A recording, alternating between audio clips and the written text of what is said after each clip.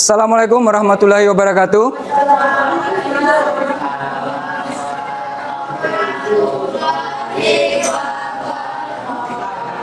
Ya, selamat pagi. Ya, bagaimana kabarnya, keadaan hari ini? Baik-baik saja. Ada yang tidak hadir nggak hari ini? Ada? Hadir semua? Hari ini kita akan belajar. Ini materi sebenarnya ada di pelajaran coding dan kecerdasan artifisial. Ya, MAPEL ini baru diterbitkan nih. Tapi belum semua disampaikan atau dijadikan satu mata pelajaran di sekolah. Mungkin tahun depan mungkin ya. Karena bisa saja dia sebagai MAPEL, bisa juga dia nanti sebagai ekskul. Namanya coding dan kecerdasan artifisial. Ya. Nah, sebagai warga negara, apalagi sekarang ini zamannya luar biasa digital ya, maka salah satu hal yang perlu kita pelajari atau perlu kita kuasai yaitu nih, berpikir komputasional ya, dalam konteksnya untuk kehidupan sehari-hari. Maksudnya pekerjaan atau kehidupan yang kita lakukan dalam sehari-hari. Nah, ya itu berpikir komputasional. Apa saja yang akan kita pelajari nanti? Baik, kita lanjutkan slide-nya. Nah, motivasi yang ingin Bapak sampaikan kepada kalian bahwa masalah besar itu hanyalah kumpulan masalah kecil ya, yang menunggu untuk dipecahkan secara logis. Maksudnya logis itu secara logika ya. Jadi bisa kita pecahkan. Jadi kalau ada masalah besar, kita pilah-pilah dulu menjadi masalah-masalah kecil. Yang kecil itu kita selesaikan sehingga yang besar tadi bisa terselesaikan. Itu motivasinya ya. Jadi Bapak mengharapkan kalian bisa memecahkan masalah, walaupun itu masalahnya besar, ya kan? Jadi saya yakin kalian pun juga punya masalah. Ya. Masalahnya apa biasanya? Nggak bisa ngerjakan PR, Pak. Nah, ada. Masalahnya bangun saya agak telat, Pak. Selalu terlambat. Itu kan masalah. Jadi setiap masalah itu bisa kita selesaikan ya. Tentu kita runtun dulu. Masalahnya itu apa? Kemudian kita beri solusi dari cara meminimalkan masalah itu. Ya. Memilah-milah dulu. Oh, ini saya ini terlambat karena satu begadang. Nah, mungkin begadangnya perlu dikurangin sudah, tidak terlalu malam tidurnya. Oke? Itu motivasi ya. Lanjut. Tujuan pembelajaran kita. Tujuannya hari ini ya, mengidentifikasi konsep komputasional. Nah, tentu kalian, apa sih komputasional itu? Nah, di dalam berpikir komputasional ada 4 hal yang perlu kita pelajari nanti. 4 hal inilah yang menjadi dasar kita bisa berpikir secara komputasional. Ya, ada 4. Apa saja? Dekomposisi, kemudian pengenalan pola, abstraksi, algoritma. Ini 4 ini yang kita akan bahas ya. Tujuan pembelajaran kan ini. Kita manfaatkan ke-4 ini sehingga cara berpikir komputasional nanti bisa kita lakukan ya. Baik. Kita lanjut. Apa manfaat dari yang ke-4 tadi? Ya. Melatih kemampuan memecahkan masalah secara terstruktur. Tahu maksudnya terstruktur? Tersusun rapi, sistematis ya, terstruktur. Nanti kita bisa dapat menyelesaikan. Maka kita akan memahami dulu dari 4 pilar. Tolong yang di belakang jangan bicara dulu. Perhatikan sini. tidak lama, ya. Nah, nanti kita kemudian meningkatkan keterampilan bernalar kritis dan logis. Nah, ini penting ini. Kita sebagai manusia setiap melakukan tindakan itu harus punya nalar ya. Maksudnya berpikir dulu. Ini yang saya lakukan sudah sesuai apa tidak? Ya kan? Di sini kalian nanti bisa diharapkan bernalar secara kritis. Dan tentunya selain kritis juga logis, sesuai logika ya. Ya. Kemudian terakhir membantu pengambilan keputusan berdasarkan data. Jadi setiap keputusan yang kamu ambil itu tidak berdasarkan kemauan saya. Oh, saya seperti ini. Tapi berdasarkan data-data yang ada. Dengan data ini saya bisa menyimpulkan ini keputusan yang bisa saya ambil. Itu maksudnya ya. Jadi kita harus mengumpulkan data dulu. Kalau mengambil suatu keputusan, ya, misalnya saya mau ke sekolah, itu paling tidak saya harus bangun pagi-pagi dulu. Ya, data-data itulah yang, ya kan, mempersiapkan dari awal. Misalnya tadi malam itu sudah saya siapkan bukunya, ya, kemudian topinya yang mau saya ambil, di mana nanti letaknya. Itu, ya kan? Nah, seperti itu. Jadi data-data kalian sudah ada tersimpan dengan sistematis sehingga memudahkan kalian nanti. Kegiatan kita pembelajaran pada hari ini. Nah, ini ada apersepsi. Ya. Ada tanya jawab sedikit lah ya. Kemudian menyimak materi. Nah, nanti ada Bapak tampilkan video lah ya tentang materi kita hari ini. Berdiskusi ya, berdiskusi nanti Bapak ada kasihkan atau berikan LKPD, lembar kerja nanti. Presentasi, nanti masing-masing kelompok mempresentasikan. Bisa ya? Bapak bagi 4 kelompok nanti sesuai dengan 4. Presentasikan apa, Pak? Yang ada nanti yang Bapak bagikan LKPD-nya. Itu yang berdua dari tadi main terus. Coba pindah dulu mungkin di belakang situ satu. Ya. Ya. Biar tidak mengganggu konsentrasi temannya. Di ujung, Pak, yang di ujung. Di belakang situ aja. Ya. Coba cepat. Biar di belakang situ aja enggak apa-apa. Duduknya di sana ya. Ya. Kalau sempat nanti ada asesmen sumatif. Penilaian ya. Dan refleksi. Nah, ini persepsinya. Kalian tahu tentang ChatGPT? Gemini? Apa itu? AI, betul. AI ya. Tahu nggak kepanjangan dari AI? Artificial Intelligence. Kalau bahasa sehari-hari kita, bahasa Indonesia, kecerdasan artifisial atau kecerdasan buatan. Ya, bagus ya. Baru tadi yang Bapak tanya tuh sudah paham semua dia. Pernah menggunakan ChatGPT? Pernah ya? Apa yang kalian tanyakan biasa di sana?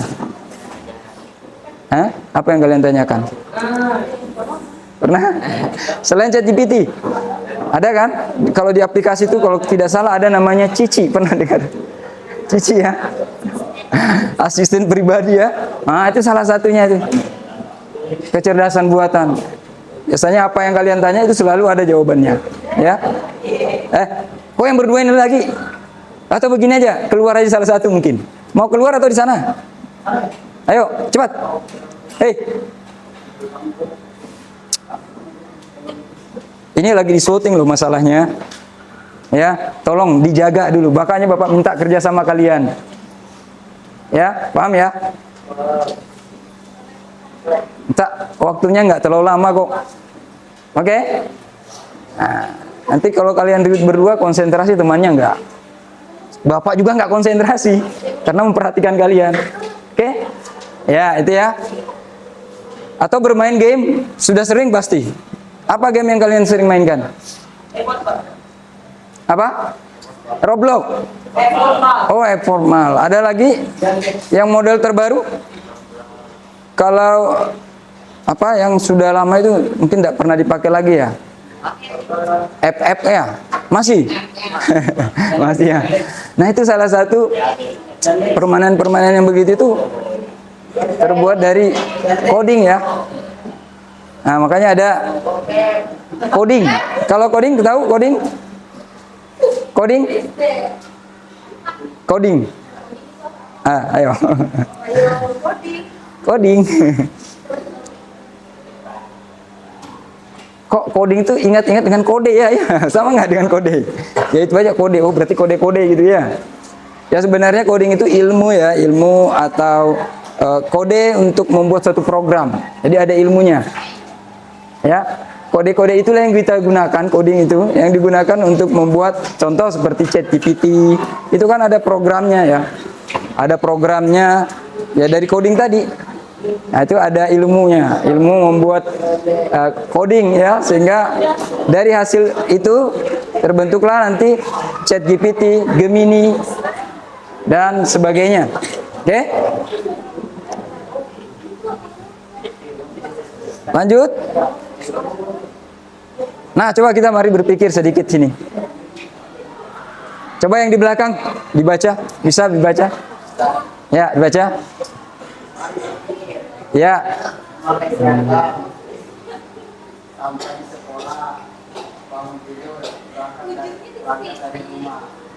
Nah, ini urutannya sudah benar apa belum?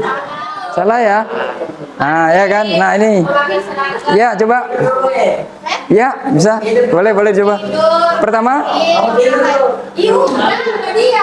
Bentar, Bapak. Bangun tidur, Ya. memakai seragam, berangkat dari rumah sampai di sekolah. Iya, benar ya. Jadi urutannya seperti itu. Begitu cara kita berpikir secara sistematis. Ya.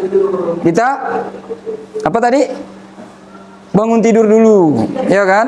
Habis bangun tidur, mandi. Ya. Pak, kok nggak makan? Kebetulan nggak ada makan di sana sarapan ya. Jadi habis itu memakai seragam. Baru berangkat dari rumah sampai sekolah. Itu kalau dibalik bisa nggak? Misalnya sampai di sekolah dulu, nggak mungkin ya. Maka itu urutan yang sistematis yang seperti itu yang dimaksud tadi ya. Jadi kalian berpikirnya secara itu nanti, berurutan. Bisa menelaah suatu permasalahan dengan cara baik. Nah, ini ada sedikit video ya tentang apa itu komputasional, berpikir komputasional. Itu bahasa Inggris tuh, computational thinking, atau dalam bahasa Indonesianya berpikir komputasional. Dan kita bisa putar. Perhatikan ya, disimak ya. Simak. Pengenalan computational thinking. Hai teman kece, coba tebak apa artinya computational thinking atau berpikir komputasional? Adakah yang bermata jeli dan melihat kata komputasional di sini? Jadi mungkin ada hubungannya dengan komputer ya? Iya, betul sekali. Cuma buat kamu yang sudah menebak dengan benar.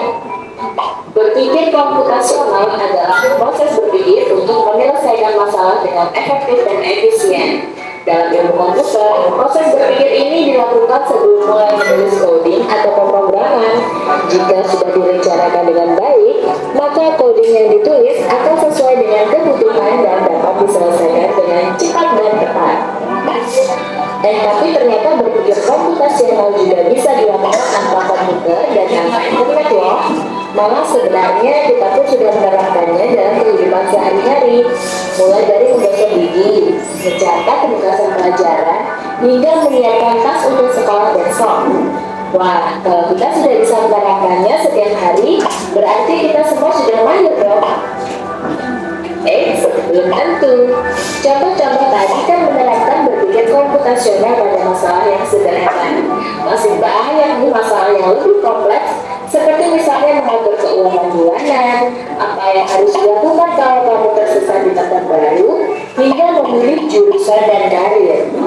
Lalu yang lebih penting lagi, ketika kamu dewasa nanti, nanti kamu akan menghadapi era industri 4 dan bahkan 5. Di sini kamu perlu kecakapan untuk memanfaatkan dunia digital, mulai dari mencari dan memilah informasi yang kamu perlukan, hingga menggunakan informasi itu untuk membuat keputusan penting dalam hidupmu.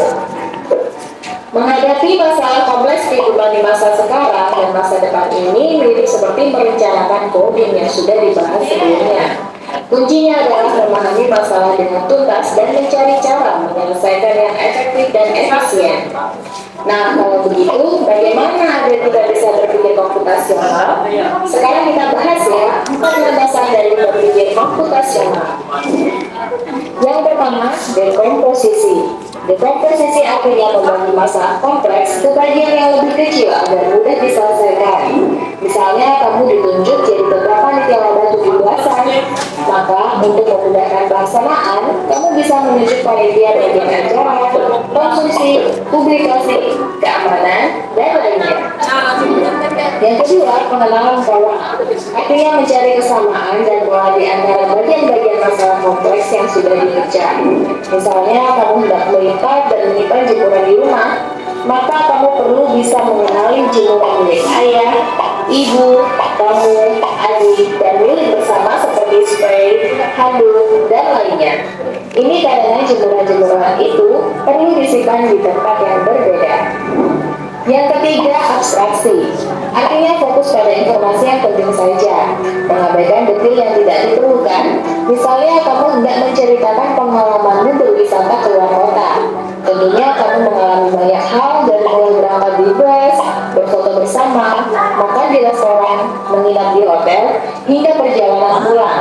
Tapi nggak mungkin kan kamu ceritakan semua kejadian dengan detail pada teman-temanmu. Pasti mereka bosan kayak kelamaan.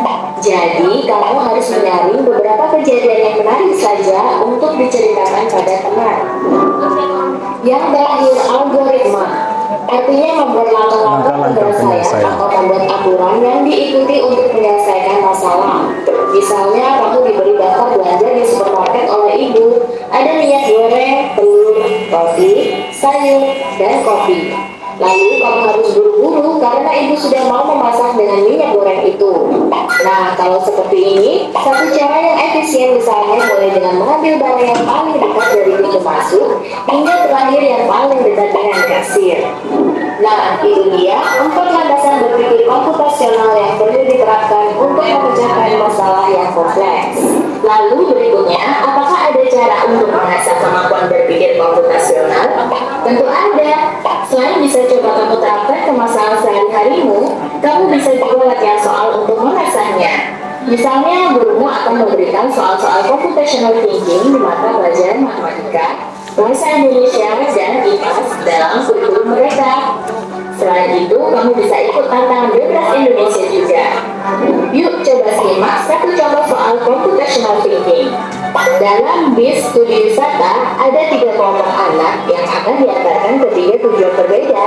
Bis berhenti pertama di restoran, lalu hotel, dan terakhir di museum. Hanya ada satu tempat penyimpanan koper di samping bis, yang hanya bisa dibuka dari satu pintu.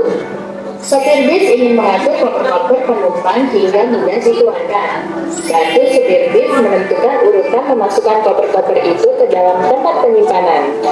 Pertanyaan, koper kelompok anak yang mana yang dimasukkan terakhir? A. Anak yang ingin pergi ke museum. B. Anak yang ingin pergi ke restoran. C. Anak yang ingin pergi ke hotel. Atau D. Yang manapun boleh. Soal ini diadaptasi dari cara. Nah, sudah ya. Nanti kalian pikirkan sendiri bisa.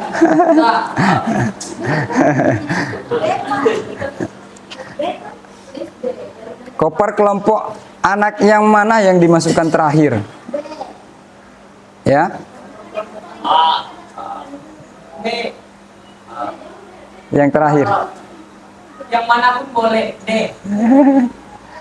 Kalau kita masukkan koper, nanti kan terakhir pertama ke sini dulu ya dia ya, ke restoran. Nah, berarti dia ngasih koper ke restoran ya. Maka itulah yang terakhir yang dimasukkannya. Karena ketika dibuka pintu bagasinya nanti yang diambilkan restoran dulu. Maka paling terakhir nanti ya, paling terakhir yang dimasukkan adalah ya koper anak yang di restoran. Oke? Baik, kita lanjutkan.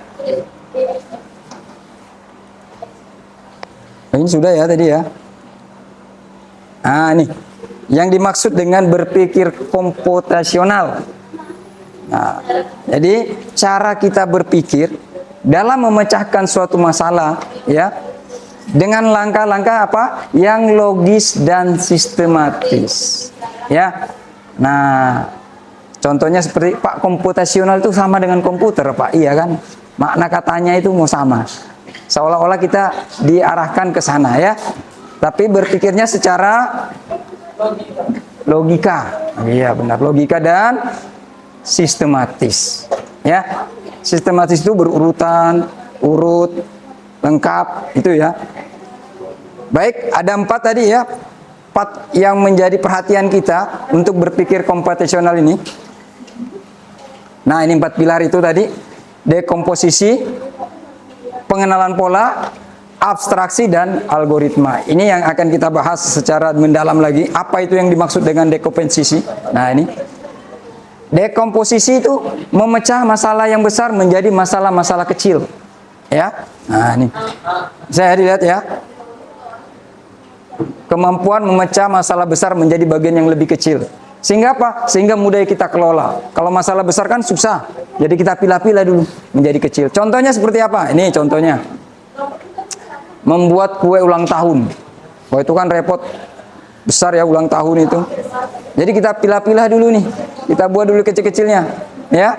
Nah, pertama bahannya kita cari dulu ya. Habis itu setelah bahannya ada, cara pengolahannya ya kan. Sudah pengolahan, memanggangnya ya.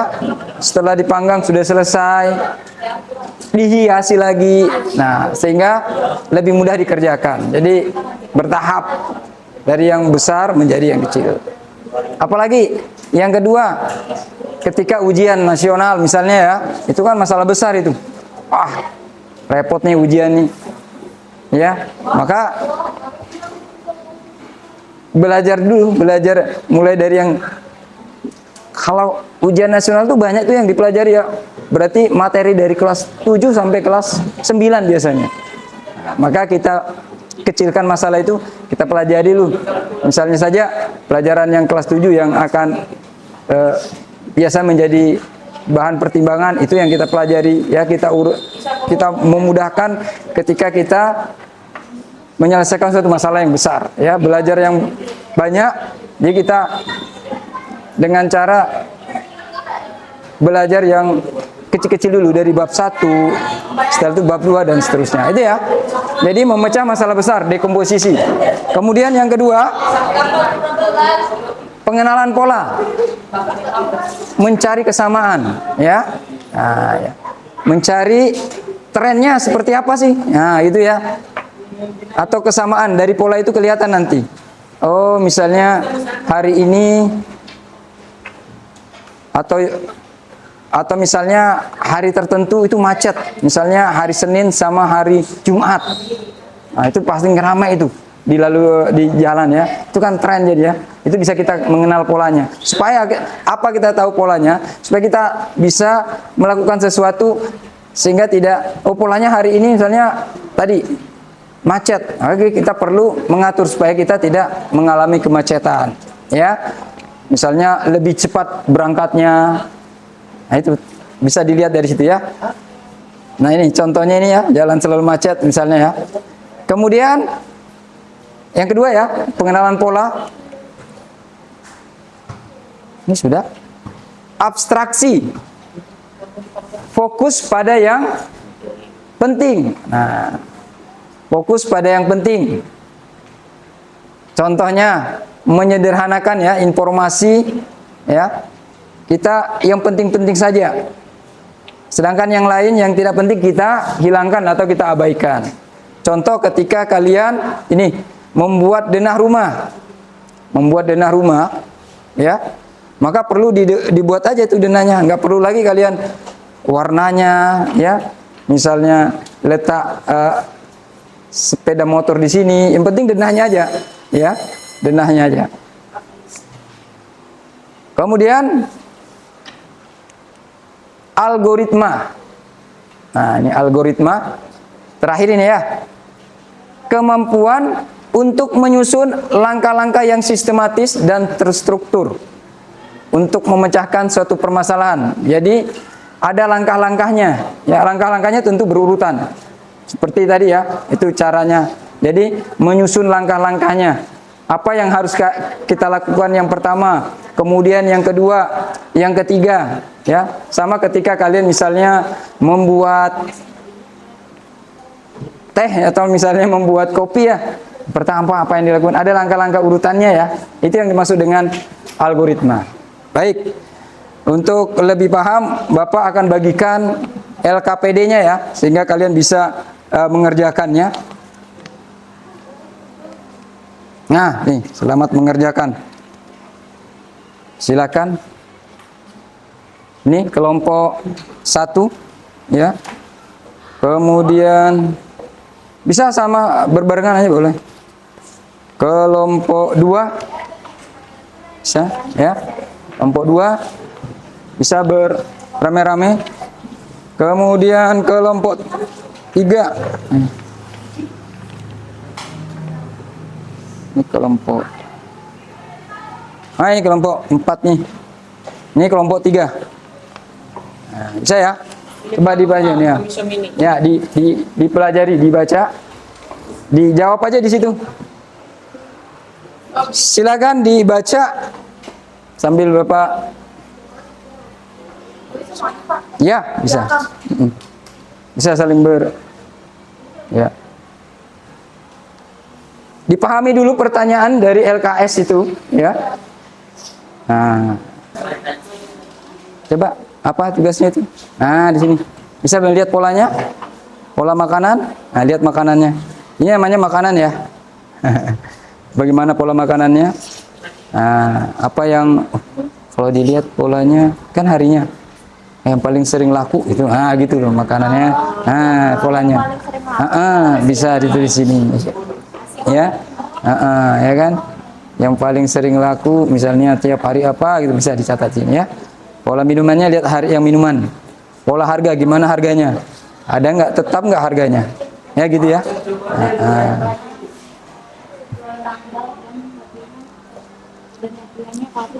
Ya, panggung.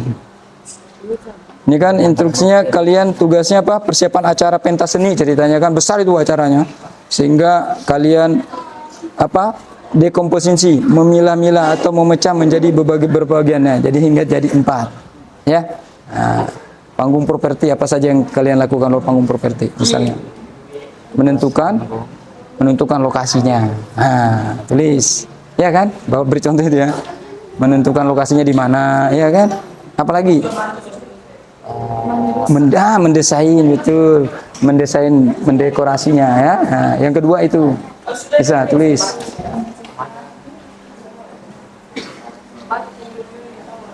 Kenapa? Oh iya, terima kasih ya. Siapa yang merekap absen biasanya? Yang merekap absen siapa biasanya? Ya. Gimana, Pak? Nah, apa pertanyaannya? Ini algoritma menyusun data-data ya. Jadi tinggal presentasi aja nih. Kita tinggal presentasi ya setelah diskusi tentang lembar kerja tadi yang sudah dikerjakan per kelompok. Kelompoknya tadi berdasarkan 4 pilar tadi ya. Dekomposisi, kemudian abstraksi, pengenalan pola, dan algoritma. Baik, tinggal presentasikan. Silakan kelompok yang sudah siap. Oh, tidak salah kemarin sudah siap ya. Ya, silakan maju ke depan. Dari kelompok pengenalan pola kalau nggak salah. Ya, ya, silakan ke depan. Berdua saja boleh. Ya, berdua. Berempat lebih bagus.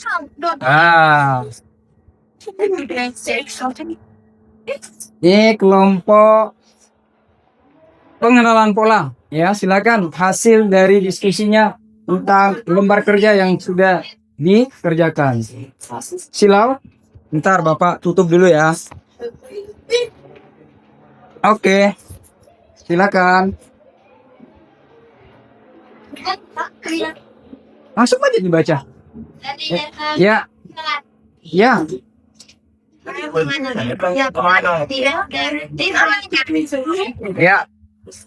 Terus langsung dibaca. Ada data di situ ya.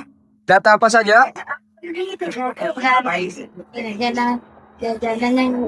Jajanan yang dibeli siswa. Oke. Apa saja pertanyaannya?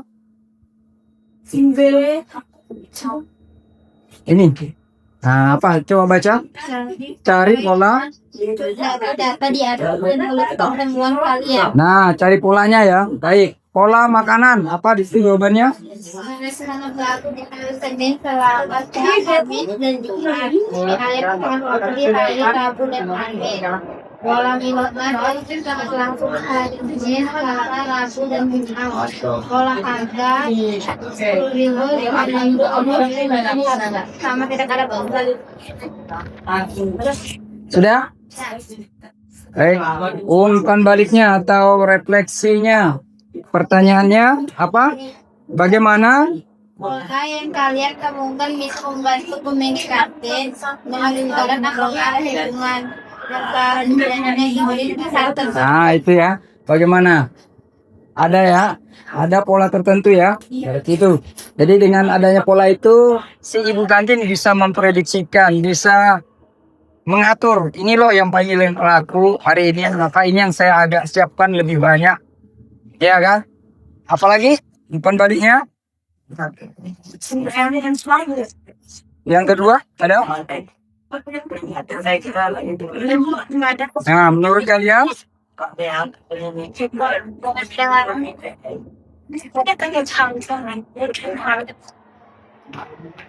Ada hubungannya? Nah, ada juga hubungannya ya. Jadi bisa kelihatan nanti harga-harga di situ. Oke. Kalau sudah kita beri aplaus kelompok kelompok pengenalan pola. Beri tepuk tangan. Makasih. Ya. Baik, lanjut kelompok dekomposisi. Silakan. Ya. Baca aja mulai dari awal ya. Apa tugasnya? Teman nih. Bapak, katanya dari sini. Iya. Ya, itu pelajarannya apa? Ya. Ya. Dari kelompok apa? Kelompok 1, dekomposisi. Tujuan pembelajaran pada diri yang harga menjadi masalah yang menjadi kecil. Nah, tujuannya itu ya, memecah masalah besar menjadi masalah-masalah yang lebih kecil. Masalahnya apa? Nah, persiapan pentas seni, pensi. Nah, itu kan masalah besar itu. Karena kegiatannya juga besar. Nah, itu dipecah-pecah. Silakan lanjutkan. Lanjutkan, baca. Apa hasilnya?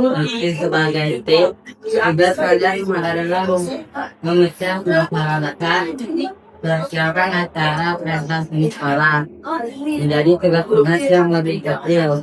Tulis masalah di bawah ini. Lalu rambut dan soalis. Menentukan lokasi atau tempat. Menyiapkan alat dan properti.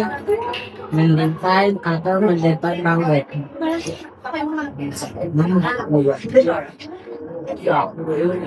Jadwal dan latihan itu lagi ya, dipecah menjadi jadwal latihan apa saja isinya. Motivasi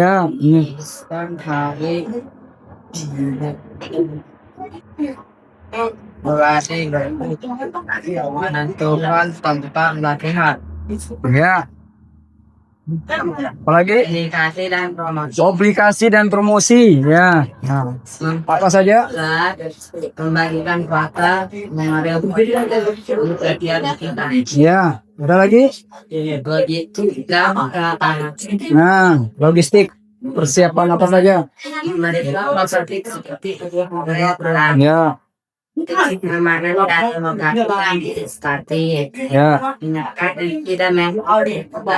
Termasuk juga menyediakan makanan tentunya ya kan?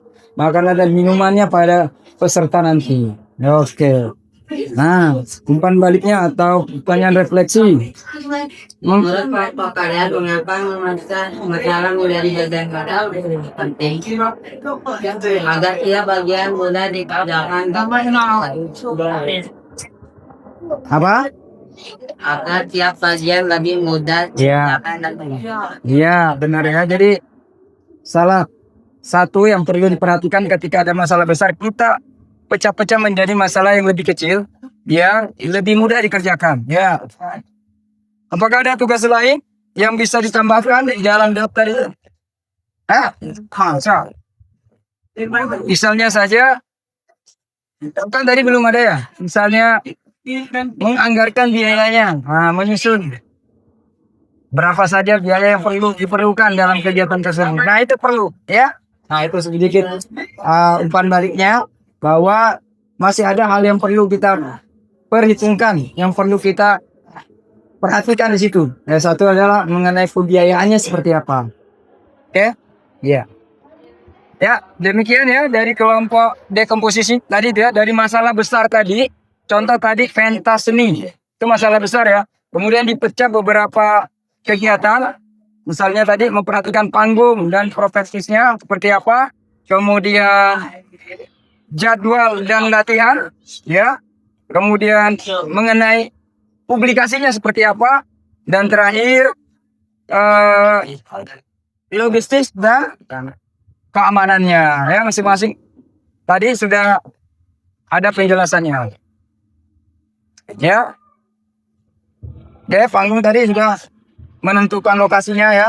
Kemudian di jadwal latihan ada menentukan tanggal ya dan waktu acara.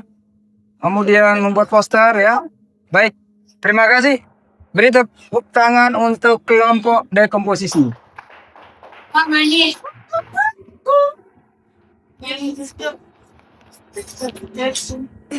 Baik ya.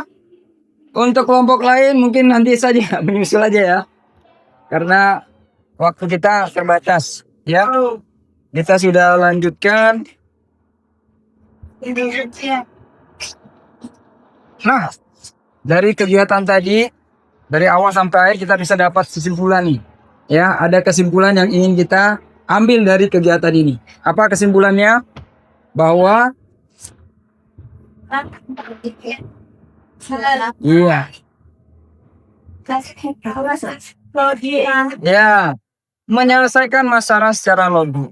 Ya, jadi masalah-masalah bisa kita pecahkan dengan cara logika, kemudian terstruktur, efisiensi, ya. Itu ya. Dengan belajar komputasional kita diharapkan nanti dapat menyelesaikan masalah-masalah secara logis, terstruktur, maksudnya terurut gitu ya. Itu kan lebih bagus kita ketika ada masalah bisa kita urutkan masalahnya dan kemudian kita selesaikan. Tentunya setelah diselesaikan kita juga bisa menghemat waktu, efisien ya, mengefisienkan waktu. Ya itu kesimpulan dari kegiatan pembelajaran kita berpikir komputasional. Kemudian apalagi terakhir yang ini ya, refleksinya. Mana dengan pelajaran tadi senang apa?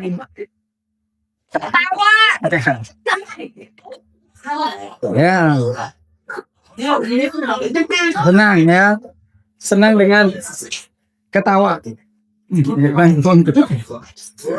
Baik ya, demikian pembelajaran kita mengenai berpikir komputasional ya, dengan memperhatikan 4 hal tadi, di mana masing-masing kalian sudah kerjakan tugasnya ya, terkait dengan dekomposisi, kemudian abstraksi, pengenalan pola, dan algoritma. Ini algoritma nanti ya. Algoritma itu menyusun langkah-langkah ya. Demikian yang bisa Bapak sampaikan. Bapak akhiri. Wassalamualaikum warahmatullahi wabarakatuh.